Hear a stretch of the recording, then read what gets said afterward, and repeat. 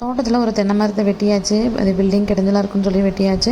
ரொம்ப பழைய மரமும் கூட. சரி அதனால் வந்து பார்த்திங்கன்னா வெட்டி 3 டேஸ் ஆயிடுச்சு. ஆனால் தென்னங்குருத்தி எடுக்க ஆளில்லை. தென்னங்குருத்தி எடுத்தே ஆகணும் அப்படின்னு சொல்லிட்டு இன்றைக்கி வந்திருந்தாங்க. சரி ஓகே 3 பேர் வந்திருந்தாங்க. ஏன்னா இது வந்து தென்னங்குருத்தி எடுக்கிறது ரொம்ப ஈஸியான வேலை கிடையாது.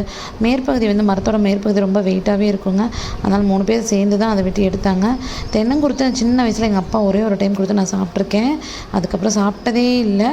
நானும் எத்தனையோ வருஷம் சொல்லிகிட்டே இருக்கேன், தென்னை மரம் வெட்டினீங்க அப்படின்னா தென்னங்குருத்து கொடுங்க எங்கேயாவது போகும்போதுன்னு சொல்லி தேங்காய் போடுறவங்கள்ட்ட சொல்லிட்டு தான் இருந்தேன். ஆனால் கிடைக்கவே இல்லை. இப்போ வந்து பார்த்திங்கன்னா தென்னங்குருத்தி எடுத்து சாப்பிட்டே ஆகணும். அது இப்போ இருக்க ஜென்ரேஷன் தர்னிஷ்கெலாம் வந்து தென்னங்குருத்துனா என்னன்னே தெரியாது. அதனால் சரி எடுத்து நம்மளும் சாப்பிட்டு அவனுக்கு கொண்டுட்டு போகலாம் அப்படின்னு சொல்லிட்டு ரொம்பவே சாஃப்டாக இருந்ததுங்க. செம்ம டேஸ்ட்டாகவும் இருந்துச்சு.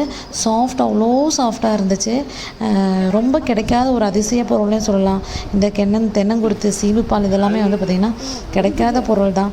தேங்காயை வெட்டினாலும் அதில் ஒரு சீம்பு வரும் இல்லையா, அது எல்லாமே சூப்பரான பொருள் தான், ஹெல்த்தியும் கூட. அதனால் சரி